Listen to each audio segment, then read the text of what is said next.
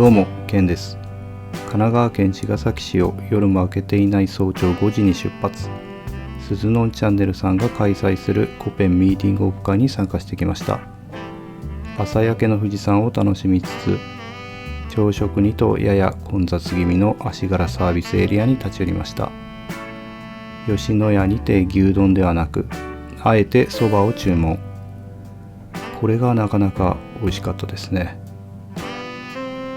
体もすっかり温まり、再び愛知県を目指し出発。新東名高速道路は空いていて、道中は快調そのもの。快晴となり、雪化粧の富士山を横目に高速ドライブを楽しみました。冬という季節は気温が低く辛いこともありますが、空気が澄んでいて景色が楽しめるという点では最高の季節だと思います。この日は全国的に今年一番の冷え込みになったため、オープン走行は控えることにしました。車間距離をしっかり空けているので見にくいとは思いますが、私の前を走っているのは黄色のローブ。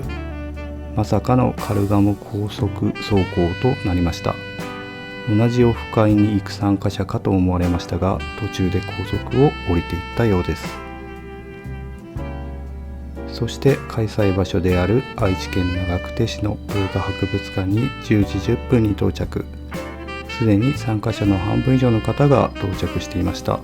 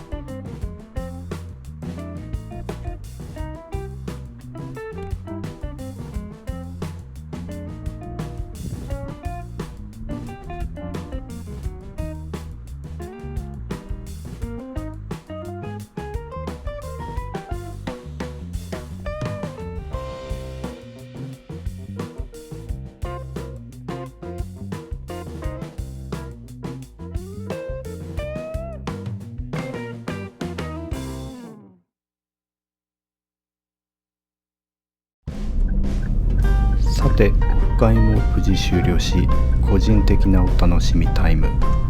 その土地に行ったらその土地のものを食べるというのが私のモットーでして、名古屋飯といえば味噌カツ、きしめん、ひつまぶし、天むす、味噌煮込みうどんなどなど美味しいものばかり。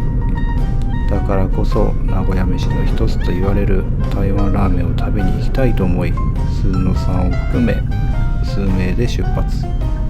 お店までの道中はカルガモ走行、夜のカルガモ走行も一味違って楽しいなんて考えていましたが、そんな楽しさも今のうちでした。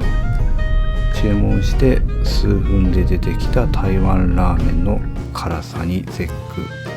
ミーティングの話題を出すどころか、辛いという言葉しか出てこない状況。